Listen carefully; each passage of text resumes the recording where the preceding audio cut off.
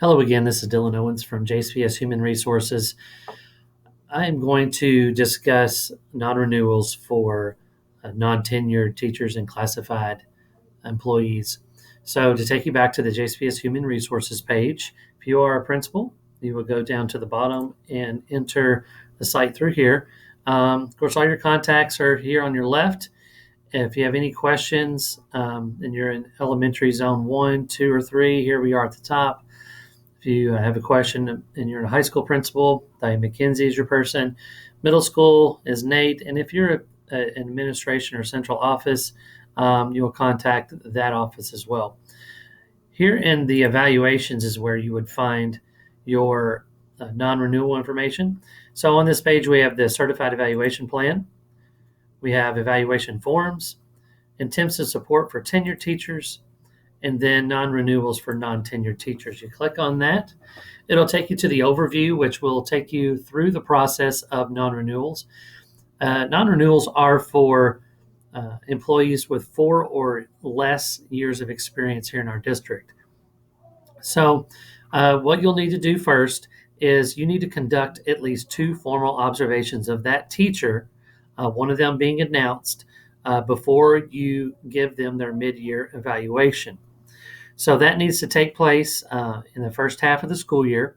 That needs to be done by the principal, not the assistant principal. If your assistant principal has already done an observation and they've found that the teacher is not meeting expectation or is really struggling, then you should probably take this teacher off of their caseload, put it on yours, and then begin the observations again and do at least 2 formal observations for this teacher. And once you do those 2 formal observations and give them feedback and give them, some tools of improvement and support, then you will give them a mid-year evaluation. Now, that mid-year evaluation is going to have a notice of possibility of non-renewal, and that will be given to them before February 15th. That will be here on the observation conference form. So here on this page, you can click the forms and it'll take you to the actual form that you'll need to use. For observations, you would click observation conference and give them feedback on their observations. If this is a mid-year conference, you click the mid-year conference and give them their mid-year review of those observations and others that you have done prior to this mid-year conference. And so with that, here's an example of an observation conference summary. You can find that right here, done by one of our district principals. You can see within this document you have the narratives, the expectations of growth, and then their scores within those different domains. You will need to make sure that you do all 4 domains. And so you'll need to collect some evidence through domains 1 and 4 from those teachers.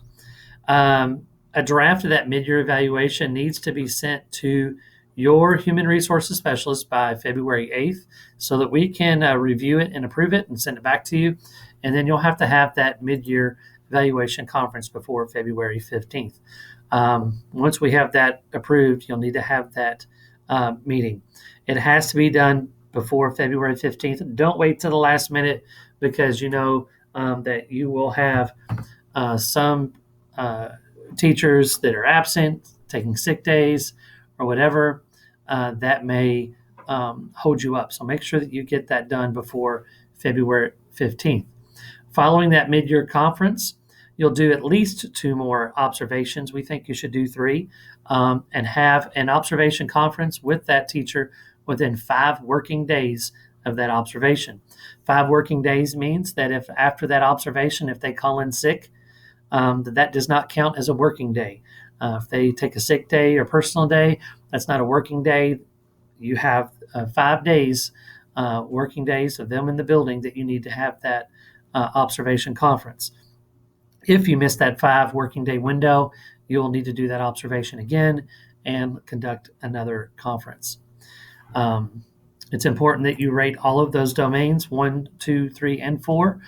2 and 3 are the ones that you do during those formal observations. And then, of course, domains 1 and 4 happen when you are in PLCs or you collect some evidence of their planning and professionalism, things of that nature. You can find that outlined and some examples of those in the CEP document. You'll hold a summative evaluation meeting by April 15th, and then there you will, if the teacher's not made significant progress, you will give them an E2 with a recommendation for non-renewal, and you'll deliver that to that teacher during that meeting. Make sure that you send any drafts of the summative evaluation and E2 for a non-renewal to your human resources specialist by April 8th for review and approval. Remember, your human resources specialist, whoever works with you, you'll need to send it to that person so that we can get that approved so you can get on with that meeting and give them that non-renewal. If you miss the April 15th deadline, then their contract will continue for the next school year, and you will have to do this all over again if they are 4 years or less.